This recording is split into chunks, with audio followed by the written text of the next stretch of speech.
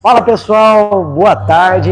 Estamos aqui ao vivo, né, direto do Rio de Janeiro, equipe Pódio aqui. Então, hoje na presença ilustre aqui do nosso companheiro, coordenador da seleção de base, Ulisses Santos, também aqui com o professor Ariel, preparador físico da seleção brasileira de karatê, ele que iniciou, né, deu pontapé inicial ontem às 19 horas, com uma super live. Temos tido aí muitos comentários do público aí, da galera do Brasil todo, mandando muita mensagem bacana, né? Agradecendo pela live, pelo conhecimento. Então, parabéns aí, Ariel, show de bola. E é isso, pessoal. A equipe Pódio aqui reunida para levar tudo que há de melhor de conhecimento acerca do karatê para você aí em casa, tá bom? Então, começamos agora a nossa aula número 2.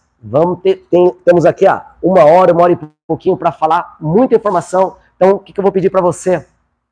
Pega um caderninho aí, caneta, anota, tá? Porque tenho certeza que a aula de hoje vai poder contribuir muito para você que é professor de karatê, treinador, né, que tem o karatê de alto rendimento no seu dia a dia, trabalha com atletas ou gostaria, né, de alavancar ainda mais o trabalho de vocês aí, seja onde for, né?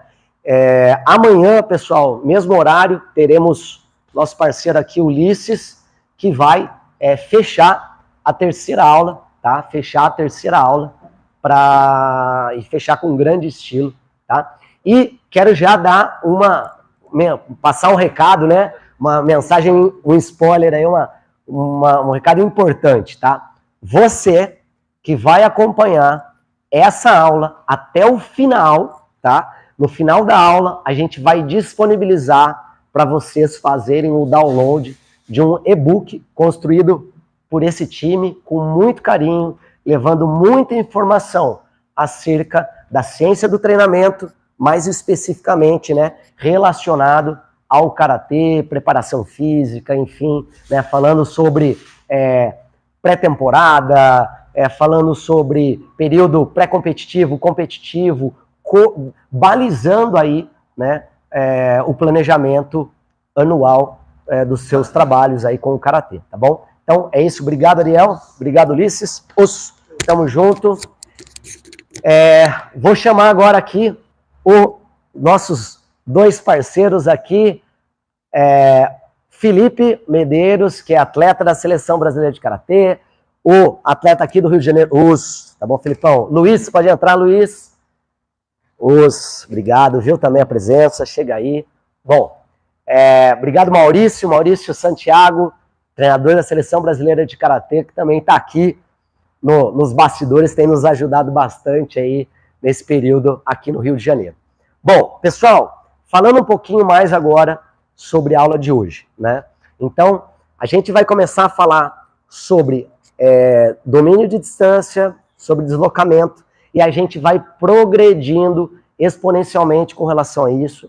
A nossa ideia hoje é de trabalhar com vocês situações de clinch, trabalhar como fazer o clinch tanto no canto da quadra, qual que é a diferença que a gente utiliza ao fazer um clinch no canto da quadra, ao fazer um clinch no meio da quadra. Vamos falar um pouquinho também sobre detalhes técnicos, vamos falar sobre queda. Então, a ideia é de passar muita informação. Então, não perca, tá? Você que está nos assistindo aí também, nosso chat está aí também à disposição para você fazer seu comentário. Aliás, já vai relatando para a gente se o som tá ok, se a iluminação tá ok, tá? Como é que tá a qualidade da imagem. O Kevin aí, que é o nosso responsável pelo suporte técnico, pela produção aí, vai estar atento aos questionamentos, a tudo que está rolando no chat. E aí ele vai passando para a gente e a gente vai se inteirando com vocês. Se tiverem perguntas sobre uma determinada situação que a gente vai passar aqui, enfim, a gente está aqui à disposição para contribuir da melhor maneira possível com você que está aí, seja em casa, aonde for, né? Um sábado à tarde nos acompanhando, tá bom? Então, é isso. Bom aproveito aí e tamo junto. Gente, vamos começar a falar um pouquinho, então, sobre formas de deslocamento, né?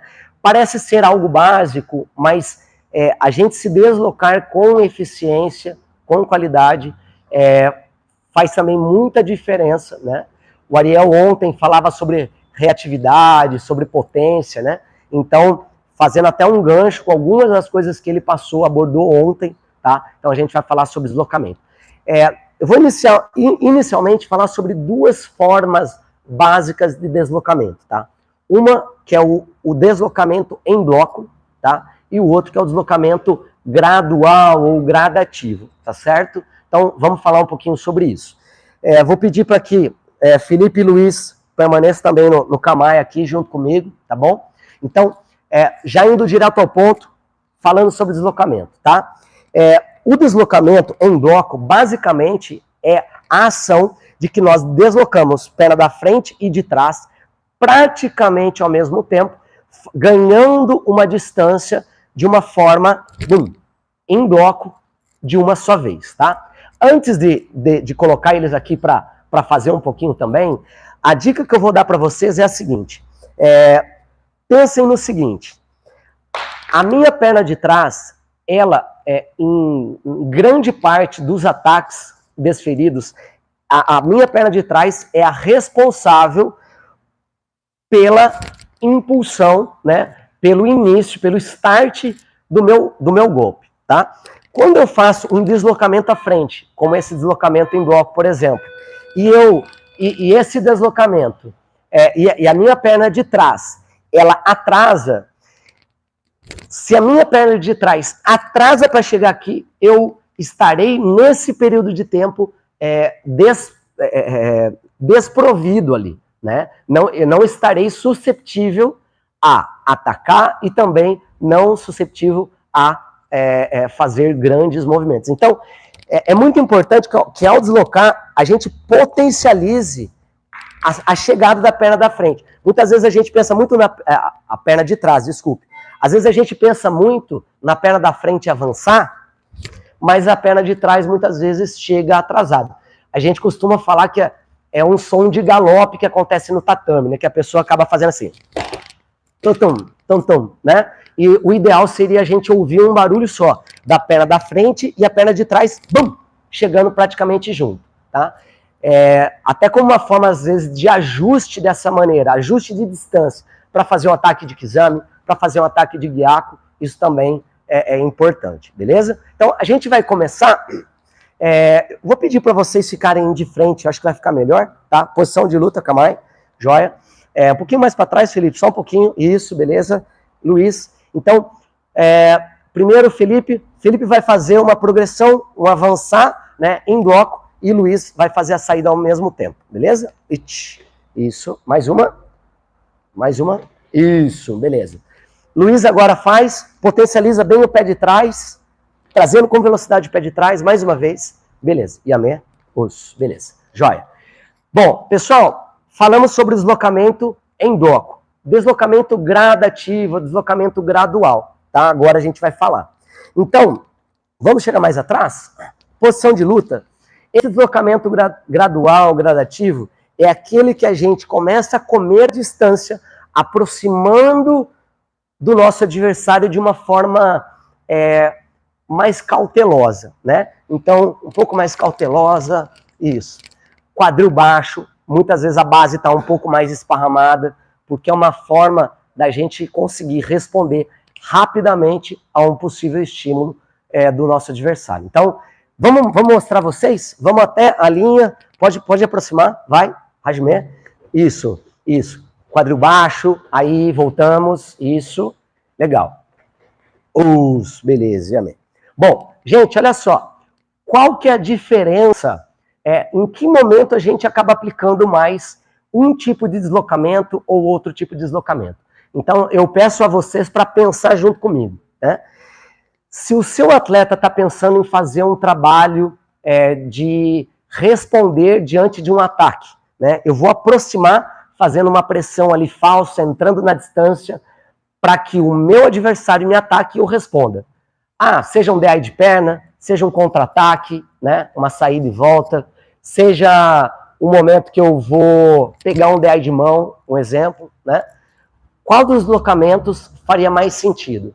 O segundo, né? O deslocamento gradativo, gradual, com a base esparramada, com o quadril mais baixo, e com isso a gente acaba sendo mais responsivo, né? A gente consegue reagir de uma forma mais eficiente do que, por exemplo, fazer um movimento muito grande, né? Um deslocamento em bloco.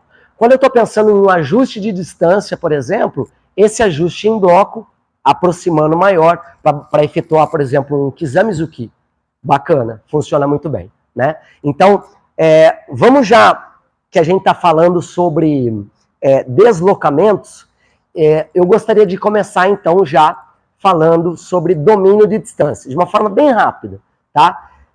Dominar a distância, basicamente, é estar numa distância que te favoreça, né?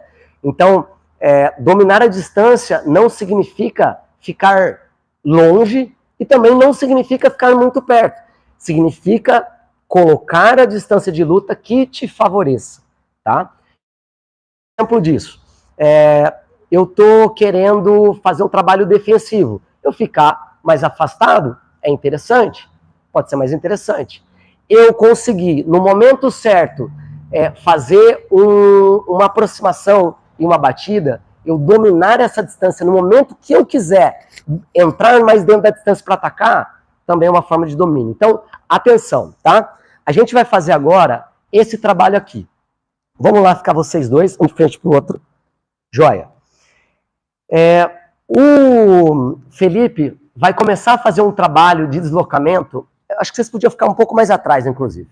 Aí eu fico aqui na frente, fica melhor, tá? Bacana. Assim eu acho que a câmera vai pegar melhor. Podem vir um pouco mais para cá, beleza? Então, vamos colocar uma situação de que o Felipe, ele vai começar a fazer uma progressão, pode ser uma progressão mais gradativa, beleza? O Luiz, na ideia de dominar essa distância, eu quero que você, Luiz, você pode ir para trás, abrindo a distância para não dar distância de batida, você pode levantar a perna como uma forma de inibir ele, você pode vir para a lateral e aí você tem que fechar, tá bom? Fazer 2, 3 passos ali para trás e volta, beleza? Hajime.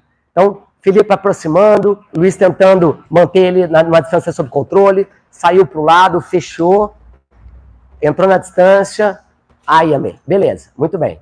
Pode, acho que pegou uma coisinha no seu pé, aí, deixa lá, beleza. Atenção, voltou você, Felipe, de lá. Então, o Luiz aproximando, pressionando, levantando o pé o Felipe com uma forma de inibir, saiu para o lado, isso, Luiz fecha, e amém. Muito bem, joia, muito bem. Então, trabalhos de domínio de distância, né? Beleza. Um outro formato para a gente trabalhar deslocamento e domínio de distância, quando você tem na tua academia espaguete, ou então poderia ser, por exemplo, a faixa, tá? Então, eu vou tirar aqui a faixa e a gente vai fazer isso aqui, tá? Vou pedir pro Luiz só aguardar um pouquinho aqui, Luiz, do lado. O Felipão vai ficar aqui comigo. Então, olha só. Uma forma de fazer também trabalho de deslocamento, domínio de distância, eu com a faixa, tá? O Felipe tem que ficar numa situação de tensão ali, tá? Conforme eu recuo, ele pode vir de uma forma assim, ficando meio dentro da distância. E a todo momento, Felipe, que eu passar a faixa, você tem que fazer um deslocamento e voltar na distância. Então, bum, isso. Quando você trabalha com atletas que têm um bom deslocamento, né, conseguem fazer isso de forma muito eficiente, a gente pode até exigir que ele fique mais dentro aqui, ó. Então, conforme eu vou para trás, ele aproxima, isso.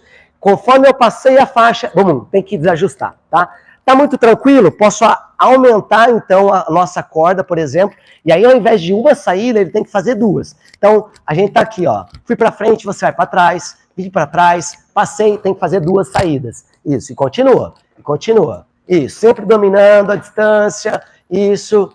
Aí, muito bem. Então, trabalhar com a faixa, numa situação até de um aquecimento específico, pode ser uma boa situação também, tá? Outra maneira de fazer um trabalho em trio, inclusive, falando sobre deslocamento e domínio de distância, é o seguinte. Chega mais, Luiz. Felipe na minha frente e Luiz atrás. Posição de luta, Luiz. Os dois muito próximos de mim, tá? Então, conforme eu for para frente, Felipe para trás, Luiz avança, contrário, para um lado, para o outro, isso, muito bem, bacana. Então, mais uma forma de colocar o trabalho de deslocamento e domínio de distância. De repente, são trabalhos que você pode fazer dentro do seu aquecimento geral. Ariel ontem passou, né, uma estrutura ali, começando um aquecimento, fazendo um trabalho de mobilidade, depois passando por um trabalho de ativação, enfim, dentro do aquecimento, a hora que a gente entra para o específico, a gente pode colocar esses trabalhos, tá bom? Bom, pessoal, tudo certo aí, produção? Tudo em ordem? Sim. Pessoal, me falem sobre o áudio, tá? A gente quer saber se o microfone está pegando, se está legal, se vocês estão compreendendo bem, tá? Vai colocando aí no chat tudo pra gente, beleza, pessoal? Olha só, vou dar aqui para vocês mais uma sugestão de trabalho de deslocamento, mudança de direção, fazendo com que o atleta consiga se deslocar de uma forma eficiente, né? Esse trabalho, eu não sei se todos sabem, né? Eu, ao longo dos últimos anos, dentro da caminhada do ciclo olímpico, eu acabei viajando bastante, inclusive Felipe foi o nosso representante no Qualify de Paris, né? Na classificatória, e nesse processo todo a gente acabou viajando muito, né? E com isso a gente acabou vivenciando muita coisa. Esse trabalho que eu vou fazer é um trabalho que eu vi sendo feito muitas e muitas vezes, inclusive na Turquia, que é um país que tem um caráter muito forte, né? E eu queria contribuir aí, compartilhar com vocês também. Então, vamos lá. O Felipe está aqui. O Felipe tem que ficar o tempo todo na minha frente, certo, pessoal? Então, o tempo todo ele tem que ficar na minha frente. Isso quer dizer o quê? Se eu vir fazer esse movimento, o Felipe tem que se deslocar da forma mais rápida possível e vir aqui. Se eu fizer esse movimento, ele tem que se deslocar e vir aqui. Se eu fazer aqui, isso. Se eu fizer aqui, se eu fizer aqui, se eu fizer aqui, aqui, isso. E aí a gente pode agregar isso também dentro de um aquecimento, tá? Depois, sob o ponto de vista técnico, a gente pode, inclusive, fazer esse tipo de situação para em períodos onde eu estou, muitas vezes, próximo de competição, quero agregar um treino que tem uma característica metabólica, né, mais anaeróbia, alática, trabalhos muito intensos, muito curtos. A gente pode adotar esse tipo de sistema aqui de trabalho, essa sugestão, para no momento, vou dar um exemplo, precisa nem ser muito forte, muito rápido, tá, Felipe?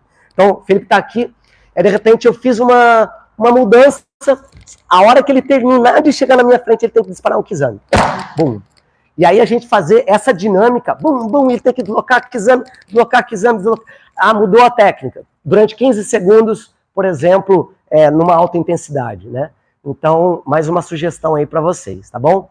Então, vamos ser gentil aí com o Felipe, com o Luiz. Hoje pode chegar mais, Luiz. Hoje tem muita coisa aí, se eu colocar eles para fazer esses rounds aí em altíssima intensidade, vou chegar no final, eu vou ter que chamar o Ulisses, o Ariel, que, né, afinal de contas, tá bastante quente aqui também. Bom, pessoal, dando continuidade, tá? Falamos sobre deslocamento, sobre domínio de distância, dei aqui algumas sugestões de trabalho com a faixa, que poderia ser substituído por um espaguete, por exemplo, junto com o deslocamento, né? Trabalhos em dupla, né? Aliás, em trio, uma pessoa no meio, deslocando frente, deslocando trás, indo para um lado, indo para o outro. Esse trabalho de mudança de direção com velocidade, com eficiência, tá? Mais um trabalho bacana que pode ser feito e adotado por vocês, tá certo, pessoal? Bom, vamos lá. Vamos começar, então, a falar sobre as técnicas, qualificação, capacitação técnica. E eu gostaria de começar com o Kizami Zuki, e aí a gente vai falar sobre diversas vertentes, momentos, né, em que esse Kizami Zuki ele pode ser feito. Kizami Zuki é um golpe muito utilizado, né? Não que o Gyaku também não seja um golpe muito utilizado, mas hoje em dia ter essa ferramenta técnica nesse gesto, muito bem lapidado, é bem importante, tá? Então, eu queria falar primeiro sobre o gesto em si, de forma meio rápida, mas eu acredito que seja importante, e aí a gente vai seguindo, tá ok? Eu vou pedir para que vocês dois fiquem ao meu lado, tá? Para que as pessoas, para que a gente possa proporcionar situações mais complexas, que inclusive que envolvam, por exemplo, o Kizamizuki, é muito importante que a gente faça um processo pedagógico inicial muito bem feito, que o seu atleta, o praticante de karatê, entenda o porquê de cada detalhe do gesto técnico, para depois de ter ele sendo feito com qualidade, a gente coloque ele inserido em situações táticas mais diversas. A gente vai ver situações mais complexas já já, mas vamos começar disso, tá certo? Sei que ambos os atletas aqui fazem o Kizamizuki muito bem, mas acredito que muitos professores aí gostariam de ouvir uma proposta de processo pedagógico, por exemplo, do Kizamizuki, como fazer, tá certo? Então, não sei se é visível para quem está nos assistindo, né? Mas aqui nesse tatame onde nós estamos, nós temos aqui uma marcação, né? Uma linha de divisão de tatame, né? Bem comum. E eu vou usar isso só como uma referência para explicar aquilo que eu quero, tá certo, pessoal? Imagine só que a gente tem ali uma marcação, eu vou criar uma marcação. Muitas academias também que têm tatames de EVA, de mais de uma cor, pode utilizar isso como, inclusive, a tua ferramenta, né, para poder te ajudar nesse processo, tá certo? Então, uma situação é deixar o pé de trás numa linha ou num local que eu consiga determinar para o meu atleta. Pode ser até fita crepe, tá? Então, coloca a fita crepe. Vou pedir para que vocês fiquem nessa situação, tá? Talvez até para o pessoal que está nos vendo, vamos fazer o seguinte, vocês dois, vou colocar o pé de trás no cinza. Isso. Então, a gente tem também aqui uma cor cinza na borda do tatame. Então, eles colocaram o pé de trás na cor cinza. Acho que ficou mais visual, né? Beleza. Então, primeira coisa para a gente entender, eu vou pedir para que vocês dois avancem o pé da frente o máximo que vocês conseguirem, batendo um kizami, parando numa base como se fosse praticamente um Zenkutsudachi bem alongado, tá? Sem tirar o pé de trás do cinza. Pode fazer e parar. Vai, pode colocar. Isso. Então, vamos lá. O Felipe maior, né? A mão dele chegou um pouco mais distante. O Luiz, né? Um pouco menos, né? Estatura um pouquinho menor. Perfeito. Isso foi o máximo do Luiz. Esse foi o máximo do Felipe. Podem voltar. Mantenha aí. Joia. Então, a ideia depois que a gente determinou, só o Felipe, pode avançar de novo. Depois que a gente determinou aonde o pé do meu companheiro, do meu aluno, né, ou do meu atleta, chegou, e aí, pode voltar, e você determinou, pode até fazer uma marcação, aí é o momento que a gente vai dar instrução para os nossos atletas, para os nossos alunos, falar, olha, quando você for fazer a próxima vez o avançar do pé da frente, você vai aterrissar com um pé só, mas tem que obrigatoriamente ultrapassar a linha do pé onde chegou dessa forma anterior. E aí você também pode colocar ali uma fita crepe. Eu utilizo um arco, tem um arco amarelo, eu coloco esse arco amarelo, colocaria aqui, um arco amarelo, vai lá, o Luiz. Luiz chegou com o pé da frente também aqui, então colocaria esse arco mais ou menos aqui, pode voltar, e aí ele já tem determinado que o limite que eles têm que ultrapassar, né? Então, a gente faria um trabalho por contagem. Então, na próxima contagem, Felipe e Luiz, vocês têm que avançar o pé da frente, saltando, aterrissando com um pé só e parando. Só isso. Só aterrissa, não faz mais nada, beleza? Então, vamos lá. It. Beleza. Yamé. Voltou? Ah, chegou aqui, ó. Boa. Muito bem. Só para ficar visual, né? Avança o pé no Zenkutsudachi lá ao máximo, ó. Beleza. Show de bola. Então ele tem que entrar aqui, ó. E o Felipão tem que entrar aqui, tá certo? Então, ó, eles têm um desafio. tá? É chegar lá, beleza? Vamos lá e aterriza e para. Então, atenção. Isso, voltou. Beleza, muito bem. Ok, show de bola. Vamos agora na próxima contagem, então na progressão pedagógica que eu estou passando aqui, do Kizami, vocês vão aterrissar, então não precisa fazer ainda, vai aterrissar. No it, vai parar. No ni, vai fazer esse movimento da troca do pé. Pé que está no ar, entrando dentro do arco, e o outro pé vai sair do arco, tá bom? Então vamos lá, atenção. It. Ni. Voltou? Muito bom. Só mais uma, né, para fixar aí a galera. It. Aterrissou. Ni.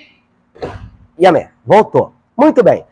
Agora a gente vai fazer o mesmo trabalho de perna. Então a gente isolou a perna, ganhou essa consciência, tá, da troca e tudo mais. Agora a gente vai fazer o quê? Estender o nosso braço e fazer o Kizamezuki. Então prepara. No it, vai chegar lá e vai estender o braço. Atenção, it. Parou aqui. Um pouquinho de equilíbrio aí, mas olha onde chegou a mão do Felipe comparado a onde ele estava chegando, né? Chegou muito mais longe, né? Tá, vamos fazer então lateral. Show de bola. Então, vamos deixar o Felipe então fazendo? Legal. Luiz, segura para mim aqui. Obrigado. Prepara. Acho que aqui tá bom, né? Legal. Então, a ideia é, no it, bateu, parou, isso, alongou, beleza. No ni, ele puxa. Ni. Isso, voltou. Bom, perfeito, arco, chegou na hora certa, tá? Chega aí, Luiz. Então, pessoal, ganhamos a consciência técnica. Show de bola. Algo importante, depois que a gente dominou o gesto técnico, girando bem o tronco, né? Fazendo um bom giro, fazendo uma boa puxada aqui no Kamae, entendendo o porquê de não cair à frente, né? Lembrando que um dos critérios de pontuação é o zanshin, né? Essa puxada, a manutenção do estado de alerta ali, ligado sempre, né?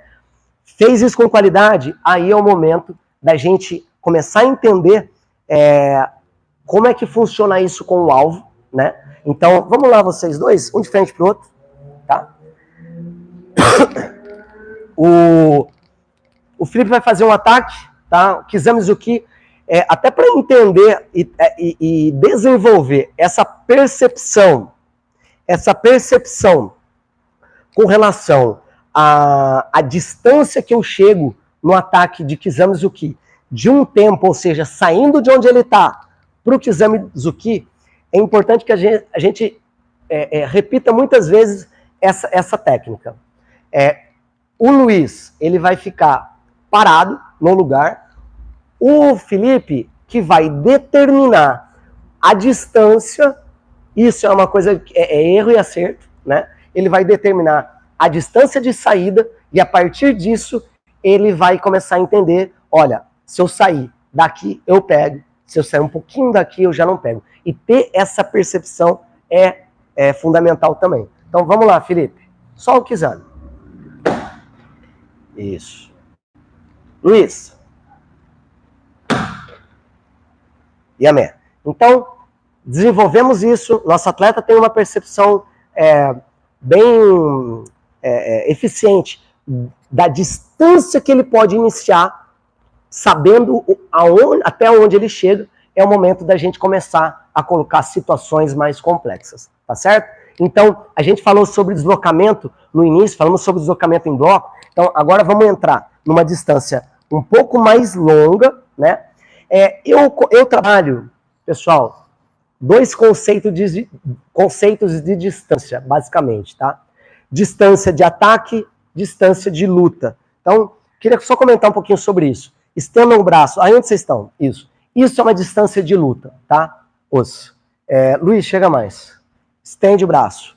Isso não é distância de luta, isso é distância de ataque, tá? Obviamente que isso é um parâmetro, tá? Mas quando você tem a percepção de que as mãos de vocês se tocariam se esticar o braço da frente, essa não é uma distância que deva se manter por muito tempo no combate, que é uma distância muito próxima, tá bom?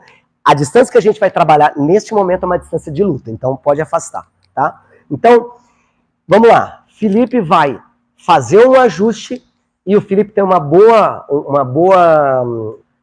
potência, né? Então ele chega muito longe, mas a ideia é fazer uma pequena aproximação. Lembra de potencializar a perna da frente. Então, por exemplo, se o pé da frente avança 30 centímetros, o pé de trás tem que avançar ou 30 ou mais. Sempre o pé de trás tem que avançar mais quando a gente pensa no Kizami. Por quê? A gente se expõe menos, porque é o pé de trás que vai dar, na verdade, a profundidade final, né? Então, vamos fazer agora com um ajuste. Pode parar no ajuste.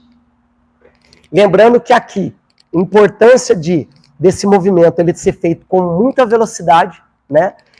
Quadril baixo, então já tem que estar pronto para a partir daqui ele só ter a necessidade ali de fazer aquela extensão de joelhos e bum, finalizar o Kizami. Muito bem, perfeito, tá? Então falamos sobre o ajuste do Kizami-Zuki, ajuste em bloco, perfeito, muito bom. Eu queria falar agora um pouquinho com vocês, pessoal, sobre a batida saindo da linha, tá? Uma coisa muito comum é quando a gente treina. Bom, pessoal, estou sendo informado aí que nós já temos algumas perguntas. Eu vou abrir para as primeiras perguntas e ao longo da nossa aula, de vez em quando eu vou interromper e falar uma pergunta e responder, tá bom? Vamos lá. A troca de base pós-execução do Kizami é uma regra? Boa. Captou? Legal, muito bem. Pessoal, então, Kevin está aí nos dando esse suporte. Obrigado. Excelente pergunta, tá? Não é uma regra, não é uma regra. Vamos lá, eu quero abordar então o porquê dessa troca de base, tá, pessoal? Quando a gente faz um movimento de Kizami-Zuki, é um movimento que eu me projeto totalmente à frente, né? A inércia ali, ó, se eu fizer o movimento e deixar, eu continuo, né? Porque eu estou me projetando à frente. A troca da base, ela nada mais é do que uma forma de eu tentar frear e voltar para um estado de Kamae. Pode ser feito um movimento dessa maneira, puxando o tronco, colocando a outra mão aqui? Com certeza. Inclusive, essa situação técnica do Kizami, sem a troca da base, eu gosto de fazer muito, por exemplo... Felipe, vamos lá, já vou dar alguns spoilers aqui. Quando eu estou percebendo que o meu atleta está querendo fazer um clinch, eu estou pressionando e ele está já mostrando que ele quer baixar. Típico de canto de quadra, quando o atleta está ganhando a luta, eu estou perdendo e a pessoa quer fazer o clinch. É muito comum, e aí eu particularmente gosto muito desse trabalho do Kizami, sem a troca de base, nessa situação, como a hora que eu vou, ele está baixando, eu faço, e aí eu já puxo aqui, faço o movimento e já puxo aqui, tá? Então não é uma regra, não tem que ser feito isso sempre, mas é uma boa estratégia para exercer ali, fazer uma boa recuperação, né, e mantendo o Kamae no pós-Kizami. Mas eu dei aqui um exemplo de uma batida de Kizami para baixo no clinch, onde não acontece essa troca. Tá bom? Bom, pessoal, continuando então, fiquem à vontade, mandem o seu comentário no nosso chat, tá? Mandem sua pergunta, a gente vai ter aqui um imenso prazer em responder, tá bom? Dando continuidade, então, eu quero falar um pouquinho sobre adaptações técnicas que são feitas para fazer ataques quando o meu adversário não está na minha frente, ele está rodando, está saindo, muitas vezes numa distância longa, né? E aí eu quero trazer, antes até para contextualizar, mais uma informação, né? Pedir para o Luiz agora, pode ser, Luiz? Imagina só uma situação de canto de quadro. Então imagina que aqui é um canto, o Filipão vai fazer o papel da área, de uma das áreas lateral aqui, isso é. E eu tô aqui com o Luiz, beleza, pessoal?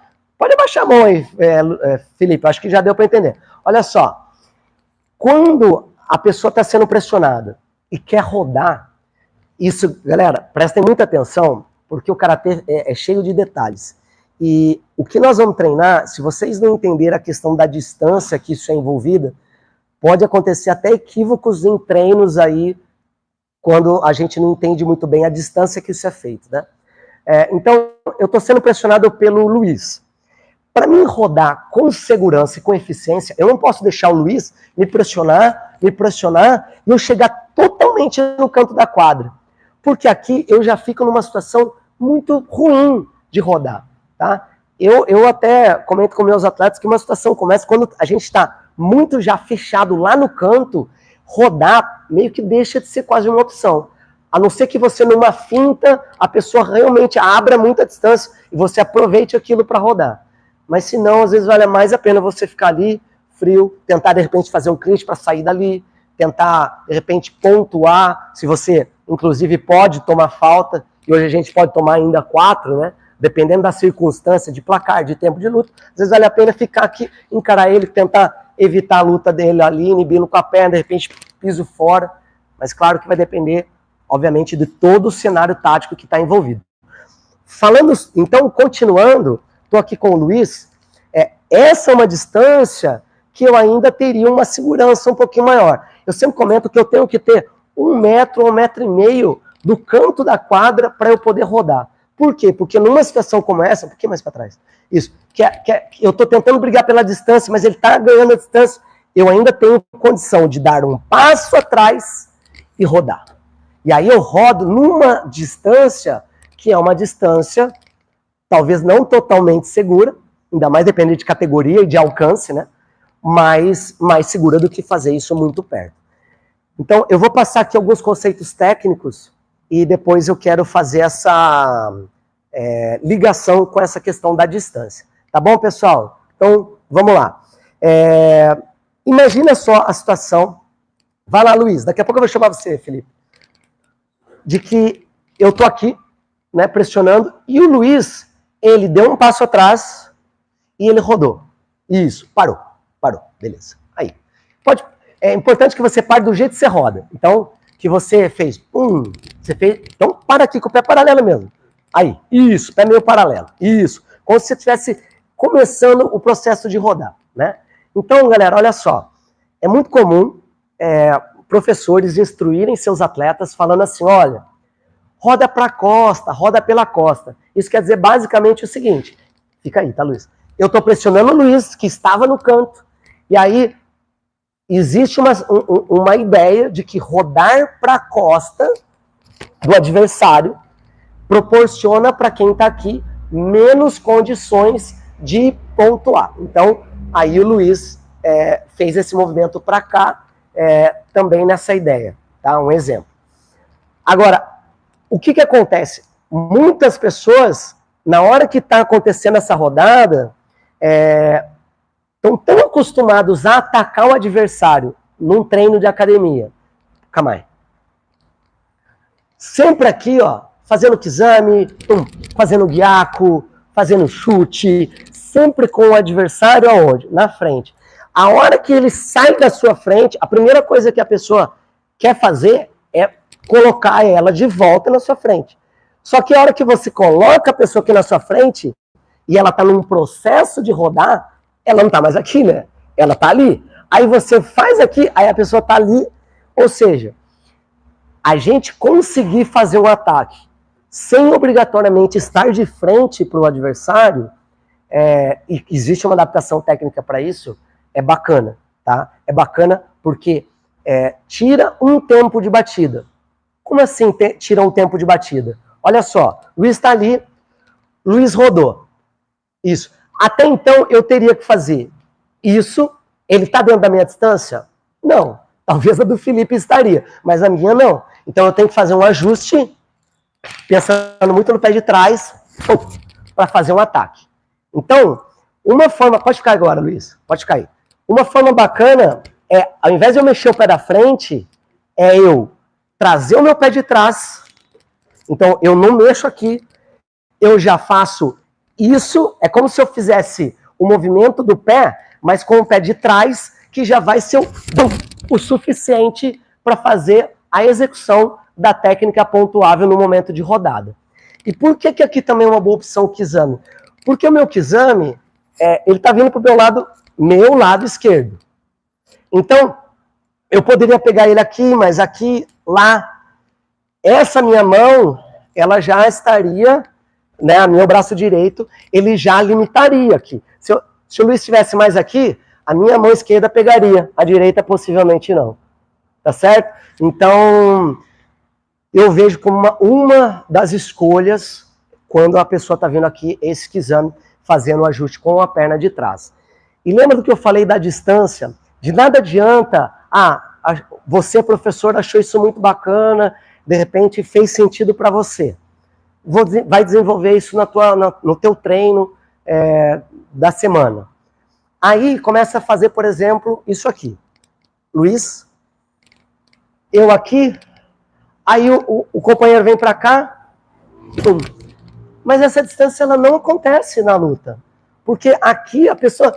Luiz, primeiro que aqui a gente não estaria aqui de boa, aqui, né? Mas não é uma distância real. Então, a importância da gente ter essa ideia clara de que eu tenho que fazer um treino que tenha conexão com a realidade. A ideia até é boa, mas a realidade é totalmente errada, se fizer numa distância muito curta. Tá certo, pessoal? Como uma forma da gente aprender isso, um processo pedagógico, e eu falei várias situações para se chegar nisso, e agora eu vou pedir para o Felipe ficar aqui, Felipe. Luiz, fica você aqui mesmo. Isso, joia. Então, Luiz vai ficar aqui, tá? Então, eu quero o Felipe de frente para mim, Felipe. Isso. Imagina, mais para trás. Isso. Imagina que o Luiz é a versão do Diego rodando. Basicamente isso. Então, imagina aqui que eu dei um passo atrás e virei o Luiz. Beleza? Essa que é a ideia, tá? Então, vamos fazer a execução no meu comando, só perna de trás e buff, Kizami. Beleza? Então, vamos lá. Voltou. Uma outra sugestão, eu fiz por contagem. Luiz, deixa eu mostrar aqui, obrigado. Uma outra forma de estímulo para ele, e quase sempre o estímulo do atleta de karatê é o estímulo visual, certo? Não é o estímulo sonoro, pode ser estímulo sonoro, pode ser tátil, mas a grande maioria das vezes ele é visual. Então, por exemplo, o que pode fazer como processo pedagógico? Eu aqui, a hora que eu fizer isso aqui, você pega. Bom. E aí a gente começa esse processo. E aí a gente começa a entrar numa realidade. Aí eu estou agora realmente de frente pro Felipe. E aí, depois de ter feito só batida com ele paradinho, aí eu vou rodar. Então eu estou aqui, dei um passo atrás, rodei e ele pegou. Bum. E aí a gente vai desenvolvendo e ele vai começando a perceber o quanto de distância ele chega, né? Como que ele faz isso. Um outro detalhe que eu gostaria de falar para vocês também, que eu acho bem interessante. O atleta de altíssimo nível, tá? E aí, claro, que cada professor tem que ter em mente qual que é o grupo que você está trabalhando, né? Mas o Felipe é um atleta que eu vejo como um atleta de altíssimo nível, né? E quando você está sendo pressionado e você começa a querer rodar, e você vê a pessoa já vindo muito ansiosa para querer atacar, para querer fazer alguma coisa, é muito comum, fechando a distância, é muito comum a pessoa começar a rodar e fazer o quê? Bum.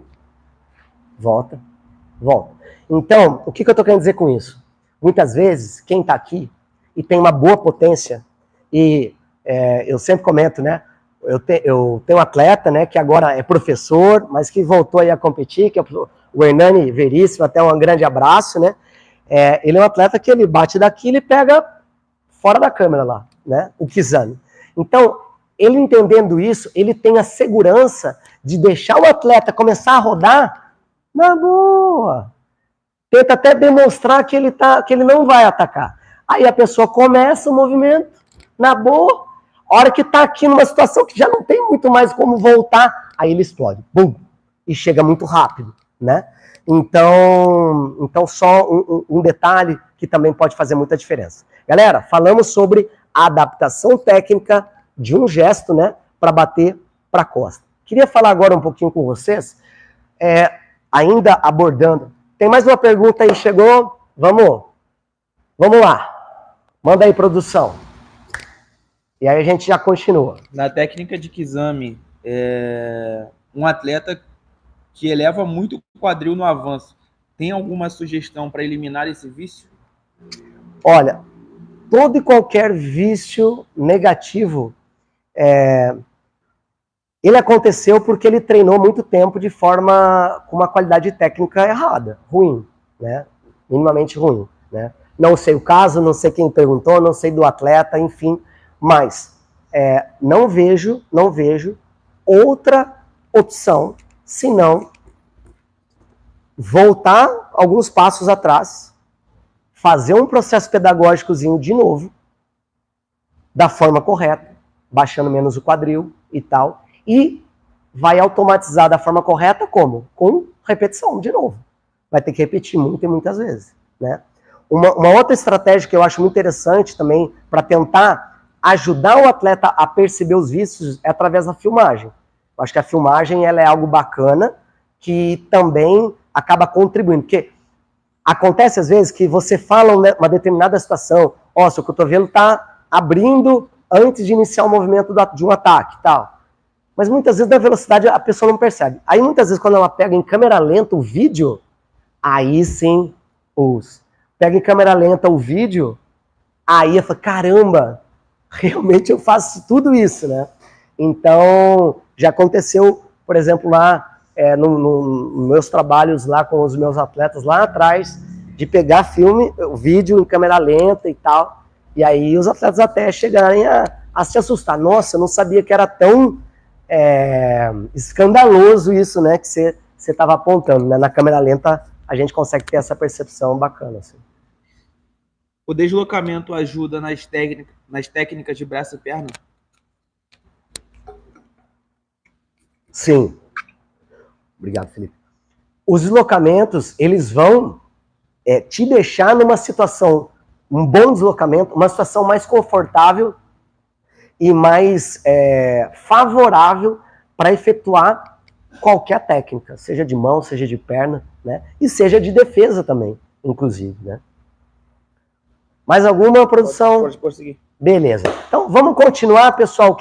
Já que eu estou falando sobre canto de quadra, após a gente iniciar esse trabalho com o Kizami-Zuki, né, eu queria só falar um pouquinho, de forma rápida, sobre quando a pessoa sai para outra lateral, tá bom? Então, vou usar aqui essa outra lateral para mostrar, beleza?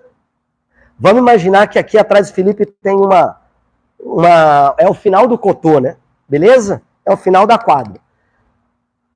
E aí, vamos imaginar a mesma situação. O Felipe está aqui comigo, pressionei o Felipe deu um passo atrás e rodou. Isso. Aí, olha só, sempre a pessoa vai tentar rodar o mais distante possível do adversário, né? E aqui, será que o Kizami é a melhor opção? Então, vamos lá. Primeiro que a pessoa está vindo para cá, né? Eu vejo como mão de trás, perna de trás como boas opções, tá? Vamos falar agora um pouquinho sobre o Gyako nessa situação. Ele é um Gyako, pode ser assim, parecido com o Oizuki, inclusive, mas eu inicio como se eu fosse cercar, se eu fosse simplesmente cercar. Mas a ideia é que eu faço a hora que ele começa a sair, eu começo cercando, mas na verdade já é o meu primeiro ajuste, tá, pessoal? E aí eu vou avançar o pé da frente, junto com o meu pé da frente, eu vou fazer esse movimento de ataque, tá certo? No caso de uma distância muito longa, aí o braço talvez não seja a melhor opção, de repente a melhor opção é a perna, e aí eu posso fazer o movimento. Já pode ficar lá, Felipe, isso, ó. Por exemplo, daqui, será que a melhor opção para mim é braço? Não, eu não acredito, é muito distante. Seria perna. Agora, como que eu faço? Então eu saio daqui e tento chutar? Também para mim não seria uma boa. Então eu saio fazendo a mesma situação, tá? E aí sim, mesmo que ele esteja indo lá, eu consigo colocar o pé da frente e bum, finalizar com o ataque, né? Então, essa adaptação técnica, saindo com a perna de trás, fazendo o ajuste, bum, fazendo o ataque de mão, fazendo o ajuste, fazendo o ataque de perna, a gente vai ter que ter um feeling da distância para fazer a execução.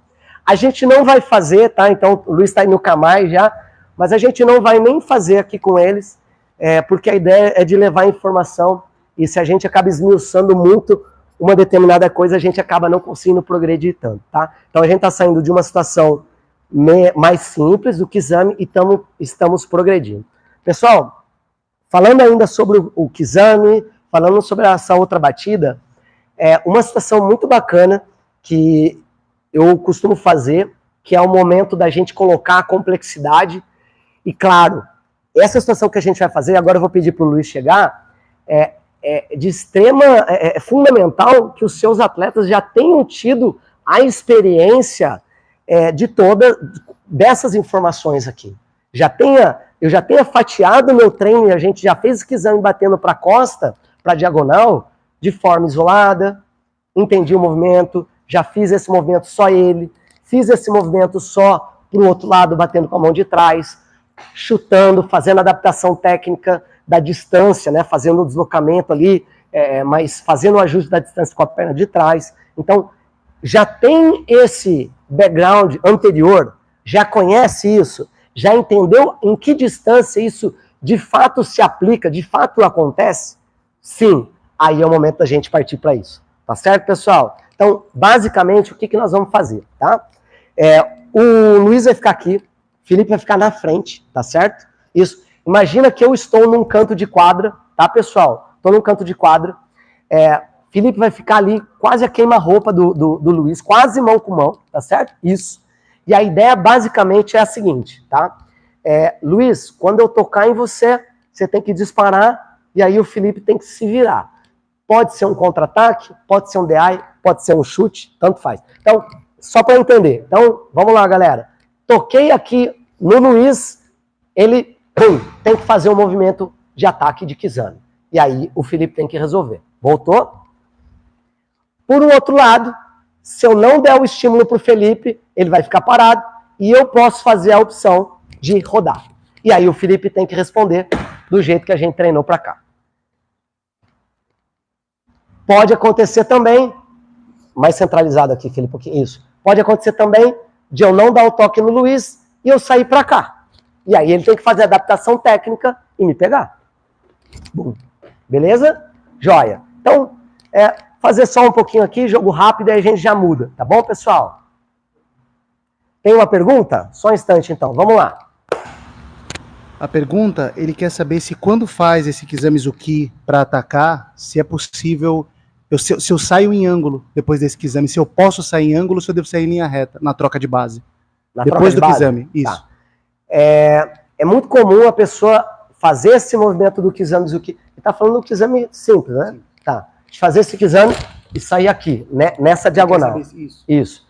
Pessoal, a gente só não pode cair muito à frente. Eu vejo muito... Vem cá, Luiz, por favor. Um pouco mais para cá.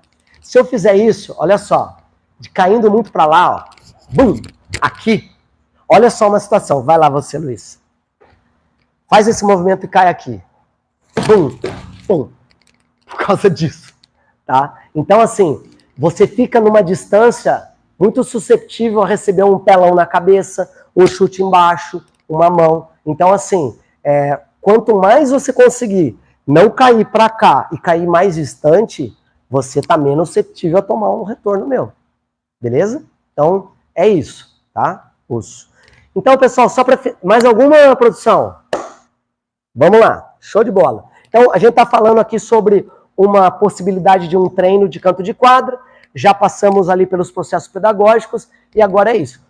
Um detalhe muito importante. O Felipe não pode ver eu tocando no Luiz. Porque, assim, o lance quando eu toco no Luiz, o Luiz tem que disparar e o Felipe não sabe se o Luiz vai disparar ou se eu que vou sair. Agora, se eu fizer assim, ó, ele viu, aí perde toda Eu tô falando isso porque eu já vi muita gente falar assim, mas, cara, ele tá vendo você tocar e perde um pouco de sentido. Tá certo, pessoal? Então, vamos lá.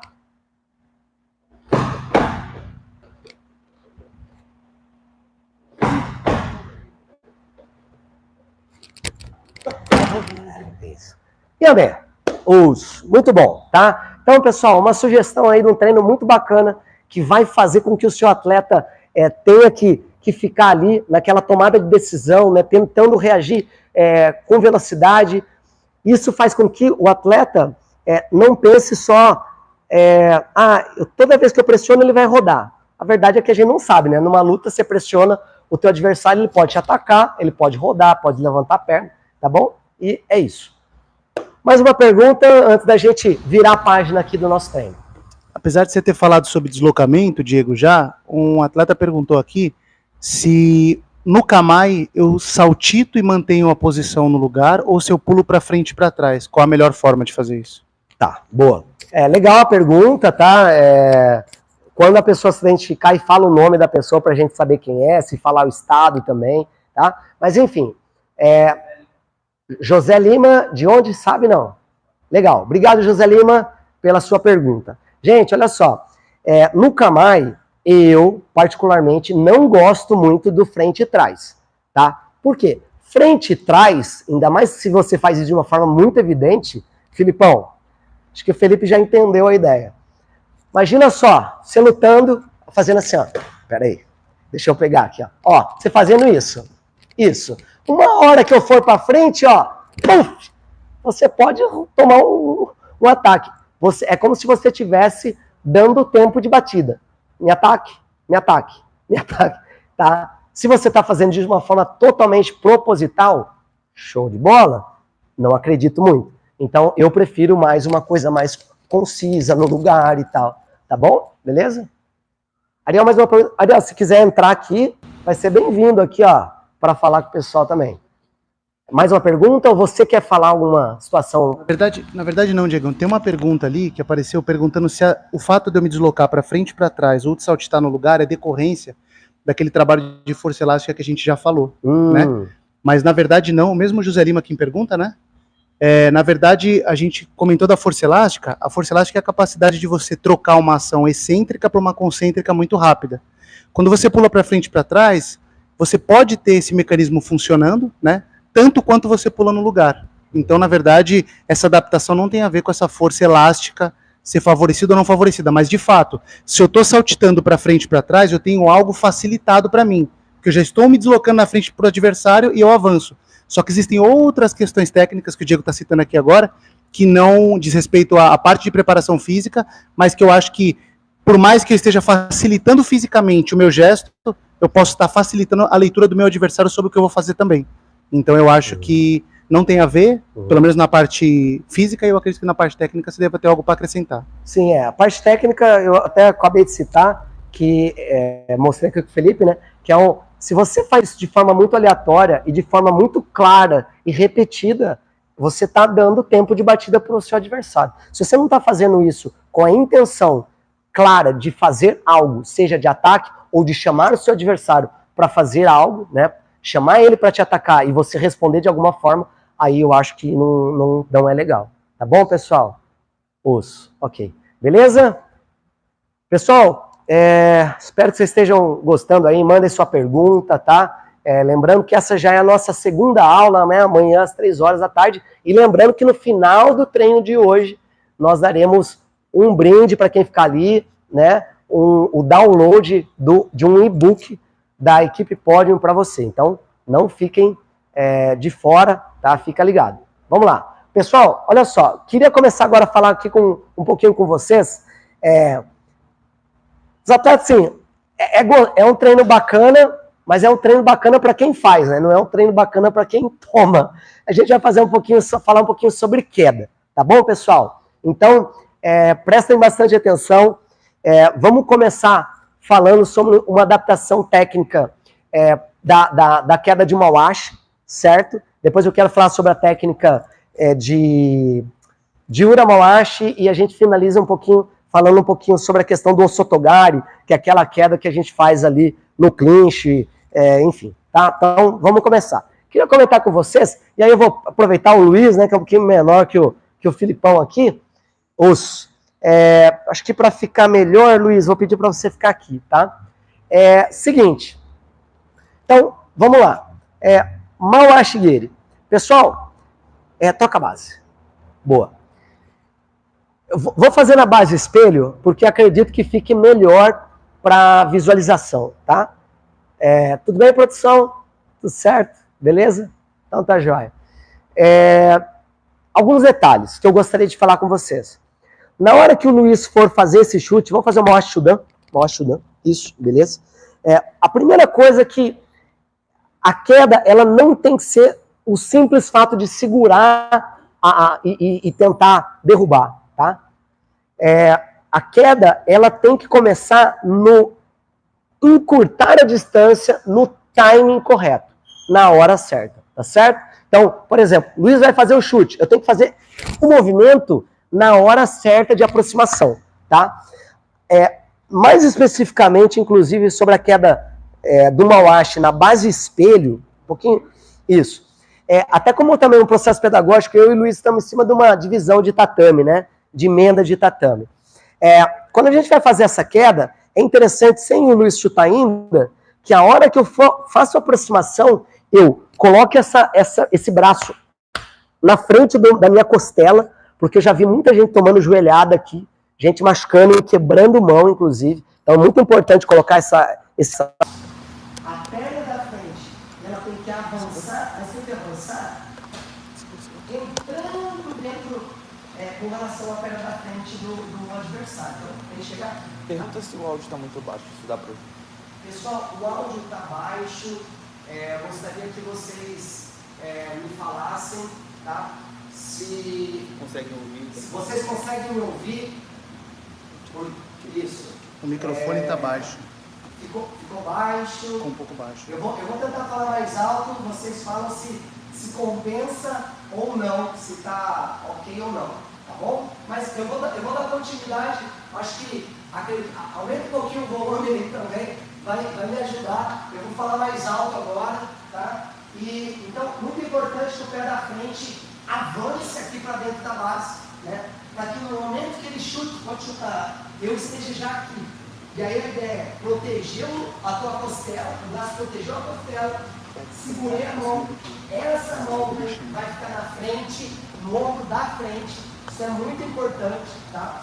E aí, se vocês perceberem, o meu pé da frente já está no ponto certo, porque aqui eu começo a girar o Luiz e a minha perna já está atrás dele, tá? Então, a gente vai fazer isso de uma forma um pouco mais rápida, né? Mas, basicamente, é isso aqui. Vamos lá, Luiz. Ó. Tá ok? O grande lance, Luiz, volta pra cá, por favor. Chuta com a perna esquerda, isso. Ó, chutou. Isso. Essa mão aqui, pessoal, a importância dessa mão estar aqui porque é muito comum as pessoas fazerem a queda, ensinarem a queda, e eu entendo isso, tá, pessoal? Com a mão na costa. Por quê? Deixa ele abaixar para ele. Por que com a mão na costa? Para na hora da queda, colocar um amiguinho no tatame, com todo conforto, com toda gentileza, não machucar. Show de bola. O grande problema disso é que a gente ensina isso lá para as crianças e elas passam a vida inteira delas dentro do karatê treinando dessa maneira, tá? É um erro. Se a gente falar em alto rendimento, eu digo que é. Por quê? Hoje a pessoa pode tomar 4 faltas antes de ser desclassificadas na quinta, certo? Então, imagina só uma situação de que o Luiz chutou. Eu entrei certinho, eu coloquei a mão na costa. Eu entrei uma falta. Ele está ganhando de mim de 2-0. Faltam poucos segundos de luta. Cheguei nessa situação, coloco a mão na costa. O que vocês acham que ele vai fazer aqui? Vai me abraçar, eu vou derrubar ele, ele vai estar segurando, não tem nada que me peça que ele me segure, eu vou cair junto com ele. Basicamente isso, né, pessoal? Então, olha só, só um instante que o meu microfone caiu dentro do kimono, aqui. Tomar uma água, pessoal. Enquanto isso, vão mandando perguntas, eu já vou dar continuidade. Pessoal, só para comunicar vocês, a gente sabe que o som está um pouquinho baixo, a gente já vai resolver aqui, mas tentem aumentar um pouquinho o volume de vocês aí na live, para vocês ouvirem por enquanto. Acho que em 5 minutinhos a gente está com o microfone de novo. São 5 minutos e esse problema vai ser resolvido, tá, pessoal? Eu vou tentar compensar aqui e depois meus parceiros vão me pagar a janta de eu estar falando mais alto aqui, tá bom? Beleza? Gente, olha só, entenderam o motivo? Vamos lá, vamos pensar na história da mão no ombro. Beleza, Luiz, me segura. Puxa aí, cara. Ó, é muito ruim, porque esse cotovelo tá aqui. E na hora da queda, eu vou fazer esse movimento, eu vou estourar a pegada dele. Eu vou conseguir concluir a minha queda. Então, vai ser muito difícil dele me segurar. Então, é uma adaptação técnica que, a grosso modo, olhando as duas derrubas, tá? Uma segura lá, mas a mão no ombro da frente, cruzando, colocando o cotovelo ali em cima do externo, dificulta muito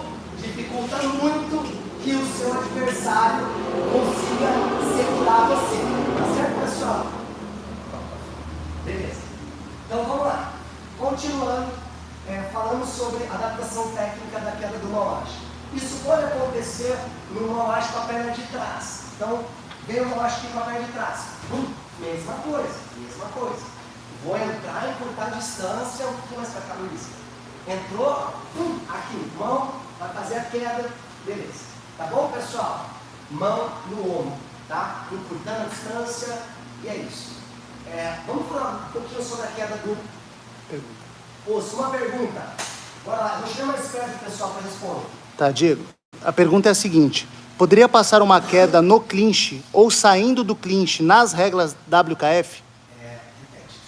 Ele quer saber se você poderia passar uma técnica de queda no clinch ou saindo do clinch nas regras WKF. Perfeito. Show de bola. Vamos ver agora então. Tá? Quem que perguntou? Foi o Jaimir Santos. Jaimir? Jaimir Santos, muito obrigado pela tua pergunta. Vou passar aqui uma situação de queda no clinch que eu acho muito bacana, tá? Vamos lá. Luiz, por favor. Filipão, como você é grandão pra mim, você vai ficar de boa. Tá bem, né? Tranquilo, nem achou ruim. Bom, beleza. Olha só, uma forma de queda no clinch que eu gosto primeiro que o clinch, pessoal, ele tem que ter uma ação rápida hoje, né? Por conta da questão do wakarete, a gente, se ficar demorando um pouquinho, já vem o wakarete, você não pode fazer nada, recomeça a luta, Suzuki e aí beleza, né?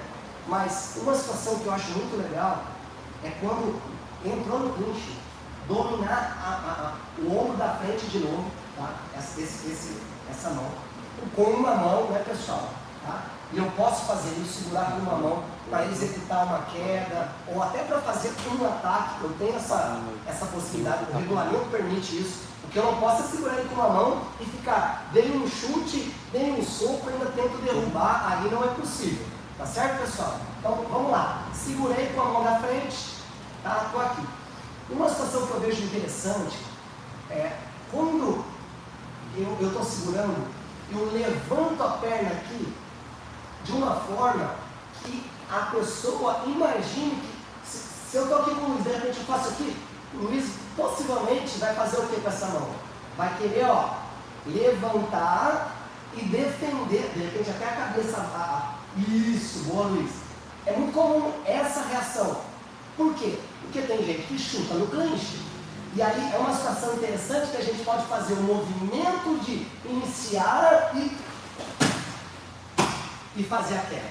Então a gente inicia o movimento para chamar a atenção do pé e aí eu, na verdade, entro fazendo uma queda. Eu acho uma situação muito bacana de queda no clinch, tá? Mais uma, depois eu vou fazer um gancho dessa aqui numa outra coisa. Tem mais uma pergunta, pessoal? Diegão, a pergunta é da Maria Fernanda Mouro Gonçalves. Ela pergunta se a Podium trabalha com a karatecas WKF ou JKA. Pessoal, a plataforma Podium, ela está disponível para todos os karatecas que tiverem interesse e melhorar o seu desempenho técnico. Tá? Então, tanto, claro que o nosso trabalho, de uma forma geral, ele está sempre buscando as adaptações necessárias para uma boa performance no regulamento WKF. Tá? Então, assim,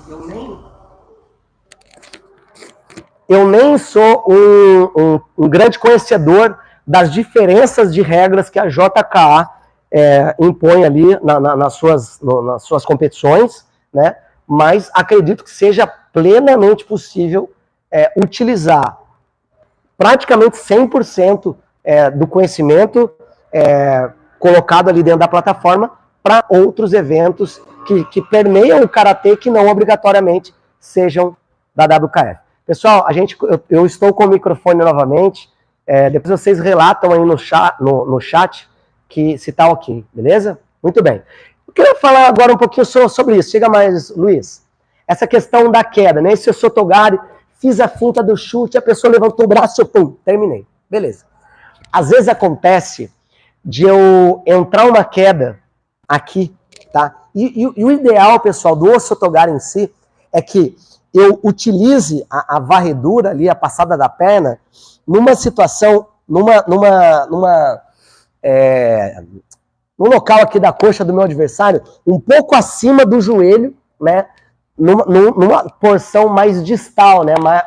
A parte de baixo aqui da coxa, né? Na parte de trás do joelho e acima, né? Um pouquinho do joelho, e que eu bata nesse local no sentido do joelho da pessoa, né? E aí a gente não vai ter nenhum tipo de problema com lesão com relação a isso, e não é para trás, eu não faço um movimento para trás, eu faço um movimento para trás e para cima, tá? O que acontece é que, dependendo da circunstância, pode acontecer algo do tipo, eu estou passando a perna, a pessoa está quase caindo, aí ela vem o quê? Tira essa perna de trás. Bum! E aí eu tenho que continuar, se eu peguei desprevenido, né? Eu tenho que pegar na perna que está saindo de apoio. Então, eu não vou fazer agora não, mas só para, entrei essa queda, a pessoa está começando a tirar, bum, bater na perna de trás, tá? É uma boa possibilidade de, um contra-ataque da queda, seria uma continuidade. É uma forma que as pessoas, às vezes, até como uma forma de se defender, automaticamente, nossa, eu vou cair, eu tiro a perna. E se eu não tenho essa queda, né, essa adaptação, bum, de bater na perna de apoio no momento que a pessoa está tirando a perna, eu também perco uma possibilidade de queda, tá bom? Acho que tem mais uma pergunta lá da produção, do pessoal do chat. Diego, Gabriel Furlan está perguntando, depois que o atleta foi projetado, o que o atleta deve buscar para se defender? Tá. Bom, primeiro que, depois que você cai, obviamente que a ideia é não cair, né? Mas se acontecer de você cair, até o ano passado, antes do regulamento 2023, se a pessoa caísse e, de certa forma, tirasse o tronco do tatame, colocasse a mão, né, alguma coisa do tipo, não encostasse a costela, né, nem o peito, o abdômen, nem a costa, decúbito, nem ventral, dorsal, lateral no tatame, a pessoa fazia o ataque e era pontuado como se estivesse em pé. Hoje em dia não, né? Hoje em dia a pessoa pode estar até aqui assim, tomou um golpe, seja um golpe de mão, vai ser 3 pontos. Então, quando você tem, né, minha opinião, quando você tem uma distância um pouco maior, caiu, vem cá, Luiz, por favor. Eu derrubei o Luiz, e na hora que ele está caindo, vai cair o Luiz. Eu perdi a pegada. Ele tem uma distância, ele já vira essa perna para mim, isso. Não tenta levantar, já vira essa perna para mim. E se a pessoa vier colocar a cabeça, colocar o peito, chuta. Sim, você tem que ter distância. A pessoa veio te atacar, bum, dá umas pedaladas, veio para cá. E assim, e outro, né, pessoal? Se a pessoa caiu, no regulamento diz que ele tem que fazer o ataque de forma imediata, né? E se não fez esse ataque de forma imediata, passou o tempo e aí já foi, tá certo? Beleza. Pessoal, vamos, a gente tá indo quase ali para o final da nossa live, né? Felizmente ou infelizmente, né? O universo de possibilidades e de situações técnicas é gigantesco, então a gente tem que filtrar bastante o que a gente vai passar aqui, né? A gente vai dar continuidade agora falando da queda do Uramawashi. Pessoal, olha só, uma coisa muito importante, tá? A gente tem que pensar, sempre quando a gente aprender uma técnica nova, ou ver uma técnica, enfim, a gente tem que pensar no seguinte, qual que é o cenário tático que ela se enquadra, que combina com aquilo, tá? Isso é algo importante para que vocês não cometam falhas táticas, tá? Vou dar um exemplo agora, quis falar sobre isso, porque eu vou dar um exemplo agora de uma queda, que é a queda do Uramawashi, tá? Luiz, vou pedir para você ficar aqui, por favor. Produção e enquadramento nessa altura tá legal? Tá bom, show. Então, olha só. Pode colocar a esquerda à frente, isso. Imaginem uma situação, eu vou colocar 2 cenários totalmente distintos. Estou lutando aqui com o Luiz, a luta começou há 30 segundos. Faltam 2 minutos e meio de luta, tá? Tá 0 a 0. Então, vai construindo esse cenário tático na cabeça da luta. Então, tem 2 minutos e meio de luta, tá 0 a 0. A luta tá bem parelha, a gente tá ali se estudando ainda e tal.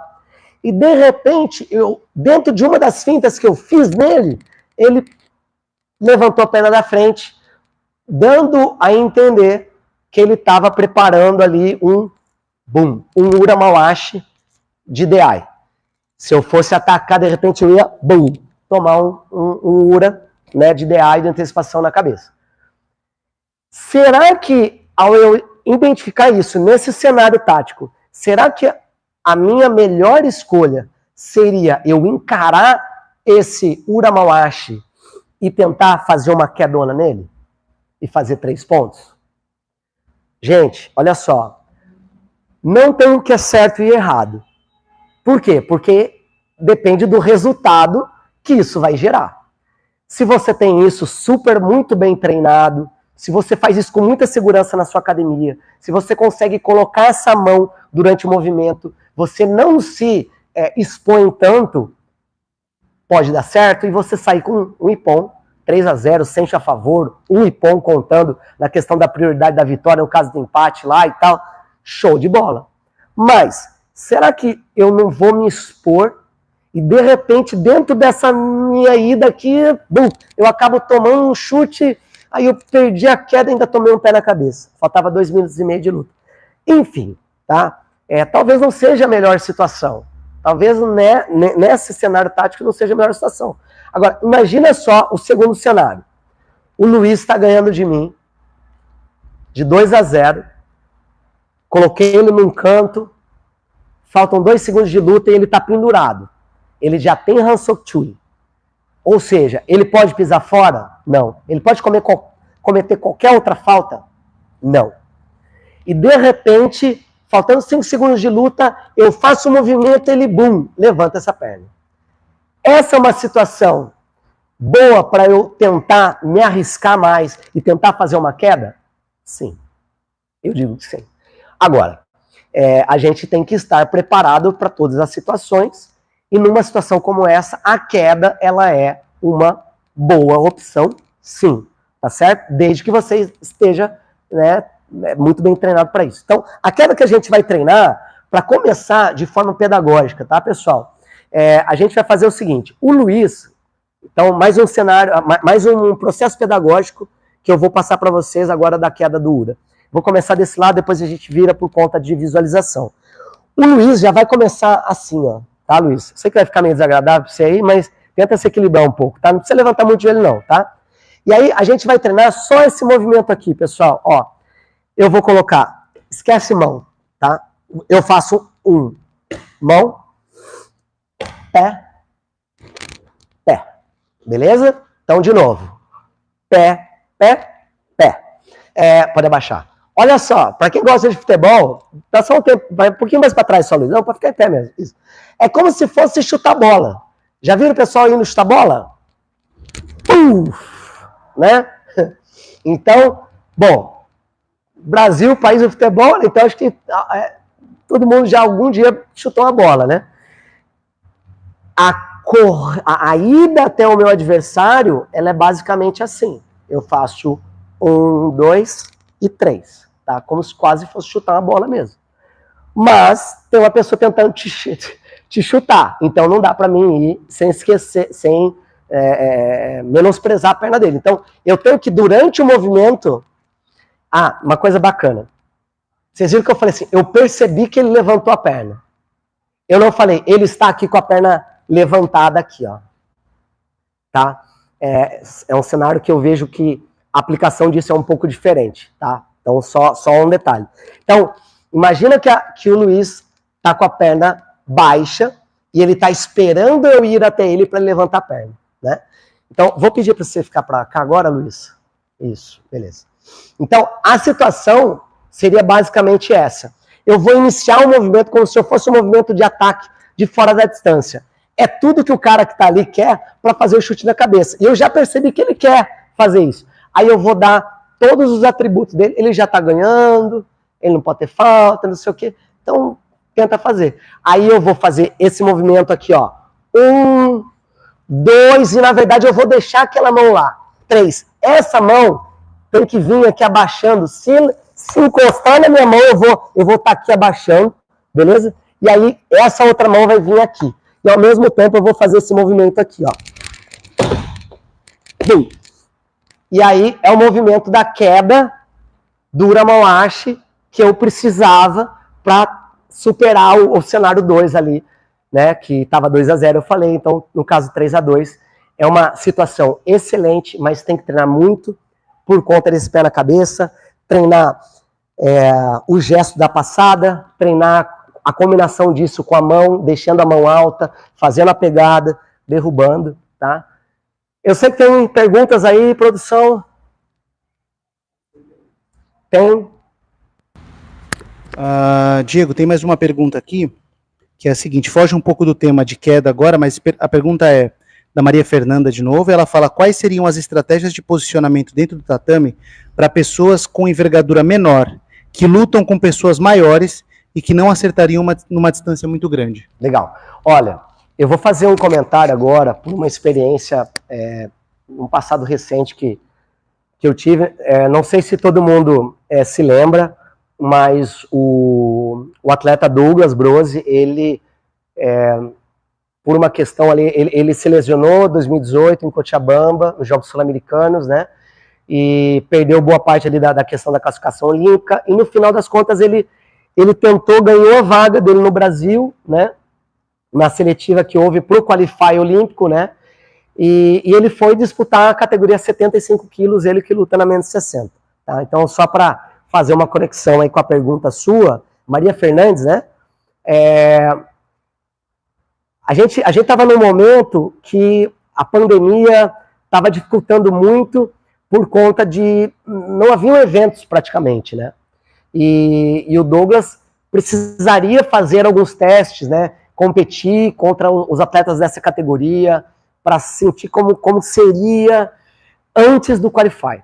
Eu me lembro que eu tava na Sérvia e veio a possibilidade de uma competição na Sérvia mesmo, mas numa outra cidade. Eu estava em Aranđelova, que é 1 hora de Belgrado, era numa outra cidade chamada Čačak, e tinha ia ter uma competição lá dos países dos Balcãs, então Croácia, Bósnia e Herzegovina, Bulgária, Macedônia, Montenegro, enfim, aquela região, e aí houve a possibilidade do Douglas estar presente. Eu, na época, fiz contato com o professor William da Confederação, fez contato com o Comitê Olímpico, falamos com o Douglas aceitou, deu tudo certo, que ele foi para a Sérvia, e foi a primeira competição dele contra atletas daquele peso, né? E ainda mais quem sabe, né? Para quem não sabe, aquela região, tem uns croatas, tem uns caras muito grandes ali naquela região, e foi ótimo, porque a gente chegou com uma situação tática, né? Inclusive o Douglas, na verdade, veio com essa situação, né, de uma ideia, de um formato de luta. Pô, eu vou tentar trabalhar numa distância mais longa e tal, e na oportunidade eu vou encurtar e vou pegar e tudo mais. E, assim, sem se alongar muito, não deu muito certo, tá? E aí, depois de algumas semanas, a gente foi para um amistoso dentro do CREPS, que é o Centro de Excelência Esportiva lá da França, em Paris, e a gente ficou ali um período e teve uma competição com um grupo reduzido de atletas, e a gente conseguiu inserir o Douglas também nessa competição. E aí a gente adotou uma tática ali que é a tática basicamente que o HF usou muito tempo, né? O HF também é um cara baixo, o HF ele é pouca coisa mais alto do que eu e luta na categoria 75 quilos, né? Foi campeão do mundo, enfim, né? Todo mundo o conhece, ou já ouviu falar. E ele é um cara que sempre trabalhou numa distância curta, e quando possível ali, ele já estava ali dentro, incomodava, as pessoas ficavam incomodadas, ele colocando a mão na mão, muitas vezes base espelhada ali e trabalhando dentro. Então, essa foi as experiências que eu vejo que funcionaram melhor, ficar ali incomodando mesmo, e na situação de uma pequena situação de início de ataque, já cortar no mar, embaixo, por exemplo, pegar tempo morto também é bacana. Então, é isso, tá? Pessoal, vou pedir pro Felipe chegar aqui junto também, que deu uma grande contribuição. O Kevin tá aqui, da produção. Legal. Pessoal, olha só, você que ficou aqui até esse momento, no sábado, tá? Vai ter a possibilidade de agora, o Kevin vai disponibilizar no chat, certo, Kevin? No chat, nesse momento, já está no chat, um link para download do nosso e-book da equipe da plataforma Pódio, tá? Vou pedir também para que meus parceiros Ulisses e Ariel entrem no estúdio. Estou brincando. Claro, sim. Jaime falou, excelente explicações, não é à toa que só trabalha com um atleta de alto nível. Parabéns pela aula excepcional. É uma boa oportunidade de falar da plataforma. Legal. Pessoal, Jaime, né? Jaimir. Jaimir. Jaimir, muito obrigado, viu, pelo reconhecimento, pelo comentário. Deus abençoe e que você, que tenha essas informações tenham de fato contribuído para você no teu trabalho aí junto ao Karatê da tua cidade, na tua equipe, enfim, tá bom? Aproveito para lembrar vocês que a plataforma Pódio, né, em breve vai estar com o carrinho aberto para novas aquisições, né? Tivemos aí ao longo dos últimos meses muita gente procurando, querendo ter acesso à plataforma Pódio, mas de fato ela não estava à disposição para novas aquisições, e isso vai acontecer, tá? Então é uma grande oportunidade, tá? Amanhã, tá? Nós teremos a aula 3, uma aula imperdível com o nosso mestre aqui, meu companheiro, professor Ulisses, coordenador da Seleção Brasileira de Karatê de Base, um cara também que já construiu medalhistas olímpicos, sempre fez grandes atletas na Seleção Brasileira de Karatê e vai estar proporcionando aí muita informação, muito conhecimento, tá bom? Então, é isso. E-book à disposição, plataforma Pódio em breve à disposição também. Então, acompanhe a aula 3 de amanhã com o professor Ulisses. Amanhã tem mais um presente que você vai ter. Boa! E amanhã, pessoal, temos também um brinde surpresa após a aula do professor Ulisses, tá? É uma coisa que é de coração, tá? É algo que me ajudou durante muitas competições internacionais e a gente vai estar oferecendo para todos vocês do Karatê do Brasil que estão dispostos de fato a fazer a diferença dentro do nosso esporte nos 4 cantos do país, tá bom? Então fique atento. Gente, obrigado, Luiz, pela presença, pelas quedas aí, tá? Nada pessoal, mas eu fui bonzinho até, né? Coloquei com cuidado. O Felipe, meu grande atleta aí da 684, do Rio de Janeiro, aluno do professor Maurício Santiago, tá? Então, é isso. Gente, obrigado, Ariel, obrigado, Ulisses. Vamos fazer uma foto final? E aí a gente, você que está em casa também, pessoal, aproveita, tira uma foto, marca a gente no Instagram, tira um print aí, tá? Eu sei que os modelos aqui não são os melhores, mas... Vai fazer uma carinha boa. Vai fazer uma carinha boa.